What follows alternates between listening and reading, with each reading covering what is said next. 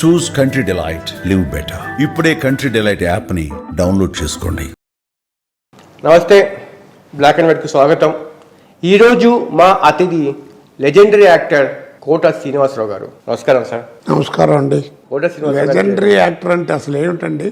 ఒక చరిత్ర క్రియేట్ చేసిన నటుడిని లెక్క. అదే తెలుగులో ఇంచుమించు అర్థం నాకు తెలియదండి, నిజంగా తెలియదు. మిమ్మల్ని మీరు తగ్గించుకుని మాట్లాడుతూ ఉంటారు. చెప్పాలంటే మీ హుందాతనానికి అది ఒక నిదర్శనం చెప్పవచ్చు. ఒక సాధారణ బ్యాంకు ఉద్యోగి కోట్లాది మంది తెలుగు ప్రేక్షకుల మనసులను దోచారు. ఇది మీ ప్రస్థానం ఎలా మొదలైంది సినిమాలో? నేను అసలు సినిమాకి ఎప్పుడు ప్రయత్నం చేయలేదండి. మీరు నమ్మండి నమ్మకపోండి. ఓకే.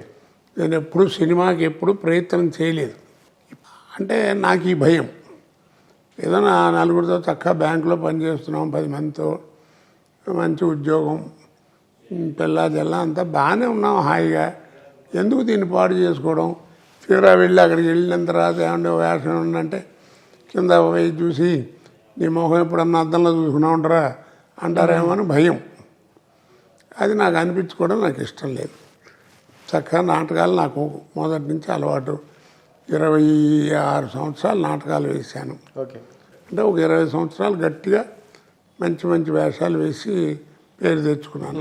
జంధ్యాల గారు నాకు పెద్దవాడి నుంచి బాగా చిన్నప్పటి నుంచి బాగా తెలుసు, కాలేజీ రోజుల నుంచి. సుబ్బరాయ శర్మ గారు, జంధ్యాల గారు, ఇలా చాలామంది, నా శ్రీదత్ గారు, వీరందరూ కూడా నాకు బాగా పరిచయం. సుత్తి వీరభద్రరావు, వీళ్ళందరూ. జంధ్యాల గారు ఎప్పుడన్నా హైదరాబాద్ వచ్చి ఏదైనా నాటకం వేస్తున్నా, సినిమా ఏదైనా తీస్తుంటే కోట రావయ్య సరదాగా 2-3 సీన్లో వేషం ఉంటుంది, సరదాగా వేయని అడగడం. అలా ఏదైనా 1-2 సినిమాలు, ముందు 4 సినిమాలు చేశాను. ఒక మంచి వేషం, పెద్ద వేషం చేసింది ఏంటంటే కుక్క. అది కంప్లీట్ తెలంగాణ మాండలికం మీదే ఉంటుంది. అంటే ఆ రోజుల్లో ఇందిరాగాంధీ గారు ఈ 20 పాయింట్ ఫార్ములా అని పెట్టి చాలా హడావిడి చేశారు. మంచి పని కూడా. దానికని ముందు అసలు నన్ను సెలెక్ట్ చేశారు. దాంట్లో నేను దేశరాజ్ హనుమంతరావు గారు, నేను, సుబ్బరాయ శర్మ గారు, ఇంకో ఇద్దరు, తర్వాత మన తెలంగాణ శకుంతల గారు అన్న పోయింది పాపం ఆవిడ, ఇలా చాలామంది, దేవదాస్ కనకాల గారి భార్య లక్ష్మి గారు, వీళ్ళందరూ కూడా యాక్ట్ చేసేవారు. అలా అలా అలా సినిమా అంతా వచ్చిందండి. సరే, తర్వాత నా జీవితం ఏంటో మీ అందరికీ తెలిసిందే. 20 గంటల పాటు మీరు ఎక్కువగా పనిచేసేవాళ్ళంట. ఉదయం 6 గంటలకు వెళ్ళి రాత్రి 2 గంటలకి కొంచెం పెరుగన్నం తిని పండుకునేవాళ్ళు. అంత పనిచేశారు. అలా అలా పరిగెత్తు ఉన్నప్పుడు ఫ్యామిలీ లైఫ్ని ఎలా బ్యాలెన్స్ చేశారు సార్? అదే కదండి, మీకైనా నాకైనా ఎవరికైనా ఆర్టిస్ట్కి టైం వస్తే టైం ఉండదు. అప్పుడు కనుక ఏమిట్రా ఈ గోల, ఇప్పుడేంటి పని చేయటం, రేపు చేసుకోవట్లని బతికిచ్చామనుకోండి, ఉన్నది కాస్త పోద్ది. పని చేశాను రోజుకి 20 గంటలు కాదు, రోజుకి 3 స్టేట్లు పనిచేశానండి. కాబట్టి ఆర్టిస్ట్కి టైం వస్తే టైం ఉండదు, లైఫ్ కూడా వాడి చేతిలో ఉండదు. సార్, మీ జీవితం గురించి కూడా చాలామంది తెలుసుకోవాల్సింది, నేర్చుకోవాల్సింది ఉంది. నిజంగా చాలా ఎంత గొప్ప వ్యక్తి అంటే కోట శ్రీనివాసరావు గారు. సార్, భార్య భర్తలు ఎలా ఉండాలి, ఆ అన్యోన్యత, ఎంత ప్రేమగా చూసుకోవాలి భార్యకి అనేది చాలామంది మిమ్మల్ని ఉదాహరిస్తూ ఉంటారు సార్. ఎందుకు వచ్చింది అసలు వాళ్ళకి ఆ ప్రశ్న? అంటే భార్యకి బాగలేకపోయినా కూడా అసలు బాగా చూసుకోవడము, చంటి పిల్లలాగా మీరు ఆమెని చూడడము. 1968లో నాకు మ్యారేజ్ అయింది. 73లో ఆ డెలివరీలో ఉన్నప్పుడు, డెలివరీ అయిన రోజులు 21 రోజులు ఎంత అంటారే, ఏదో 2 నెలలు ఏదో ఆ టైంలో మా అత్తగారు పోయింది. ఆ పోయినప్పుడు మా ఆవిడకి కొంచెం షాక్లా వచ్చింది. మనకు తెలియదు అప్పుడు. 73 అంటే నేను మా ఆవిడ మేమే కదా అప్పుడు. వైద్యం కూడా ఇంత డెవలప్ అయ్యి ప్రతివాడు వైద్యం గురించి మాట్లాడే రోజులు ఎక్కడున్నాయి. She has become a psychiatric patient. She doesn't know who am I for 30 years. ఎవరో క్లోజ్గా ఉండే ఫ్రెండ్స్కి, నాతో నాటకాలు వేసిన వాళ్ళకి మా గురువులకి వాళ్ళకి తెలుసు తప్ప బయట వాళ్ళకి ఎవరికి తెలియదు. నేను చెప్పను కూడా. ఇప్పటికి కూడా ఇప్పుడు కొంచెం కూర్చుబడి కాస్త ఏదో పెద్ద వయసు వచ్చిన 72 దానికి ఏదో మాటలు ఉంటే బాగుండకపోవటం చేయటం ఇది సహజం కదా, వయసును బట్టి వచ్చేవి. మరి నేను ఓర్పుగా ఉన్నాను, నన్ను అందరూ తిడతారు, ఏమై అట మాట్లాడుతుంటే ఊరుకుంటావు ఏంటని. ఊరుకోక ఏం చేస్తాం?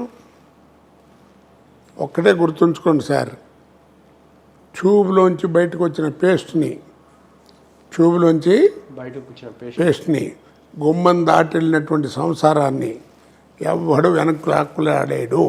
మా వీక్షకులు ఇది చాలా వాల్యూడ్, జీవితాన్ని మదించి తెలుసుకొని సమాజాన్ని ఇంత దూరం నుంచి అర్థం చేసుకున్న గొప్ప వ్యక్తి చెప్తున్న మాటలు ఇవి. ప్లీజ్ ఒకసారి వినండి. ట్యూబ్లోంచి బయటకు వచ్చిన పేస్ట్ని గుమ్మం దాటి వెళ్ళినటువంటి సంసారాన్ని ఎవడో వెనక్కి తీసుకురాలేడు. కోర్టులో కూడా నువ్వు విడాకులకు వెళ్ళినప్పుడు 6 నెలలు 7 నెలలు టైం ఇస్తారు. ఆలోచించుకోండి, చక్క ఎందుకు విడిపోతారు, పిల్ల పాపలతో చక్క హాయిగా ఉండండి అని చెప్తారు. కాబట్టి మనం ప్రయత్నం చేస్తామే తప్ప వాళ్ళిద్దరి మధ్యన ఎవరికి తెలుస్తుందండి? భార్య భర్త మధ్యలో ఏం గొడవ ఉందని మనం ఏమైనా చూసామా? ఏదో ఇంగ్లీష్లో ఇప్పుడు కొత్తగా మాట్లాడుతుంటారు. 2-3 పిల్లలు పుట్టిన తర్వాత విడాకులు ఏమిటంటే ఏదో మైండ్ సెట్ కలవట్లేదంట. ఏమిటి కలిసేది? 3 పిల్లలు పుట్టేదాకా 2 పిల్లలు పుట్టేదాకా తెలియదా? ట్యూబ్లోకి మళ్ళీ ఎక్కించాలనుకుంటే చేతికి అంటుంది తప్ప అది లోపలికి వెళ్ళదు. అట్లాగే ఈ సంసారం కూడా బయటికి అలరైపోద్ది తప్ప లోపల రాలేదు. కాబట్టి అది జాగ్రత్తగా ఉంచుకోవాలి. నా రెండో కూతురు షీజ్ ఎంకామ్ ఎంఈడి బెజవాడలో. నేను ఎప్పుడు రిక్షా ఎక్కలేదు, సరదా రిక్షా ఎక్కుదామని మా శంకరం మా తమ్ముడు గారి కూతురు, అక్కడ మా అక్కయ్య గారికి మా చెల్లెళ్ళ కూతుళ్ళు అందరూ కలిసి రిక్షా ఎక్కి సరదాగా వెళ్దామని. బెజవాడ బాగా ఐడియా ఉందా మీకు? అవును సార్, నేను విజయవాడ పనిచేశాను. ఆ లో బ్రిడ్జ్ ఉంది కదా, వీళ్ళు 1 టౌన్ నుంచి 2 టౌన్ వెళుతున్నారు. ఆ ఎదురుకుండా వచ్చే లారీకి ఏదో బ్రేక్ ఫెయిల్ అయిందట. ఆ డివైడర్ కూడా దాటి వీళ్ళ వ్యాన్కి కొట్టింది. కొడితే ఫస్ట్ స్ట్రోక్ వీళ్ళ దాటంతో దూరంగా పడ్డారు. ఆ ఇన్సిడెంట్లో 2-3 పోయారు కూడా. లక్కీగా అది బతికింది. ఆ యాక్సిడెంట్లో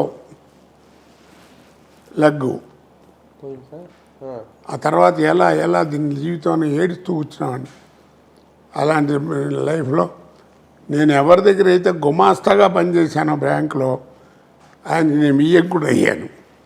మహానుభావుడు పెద్దలు దయదలిచి కానీ ఏదైనా కానీ మొత్తానికి మ్యారేజ్ అయింది, దానికి ఆడపిల్ల చక్కగా లక్షణంగా ఉంటున్నారు.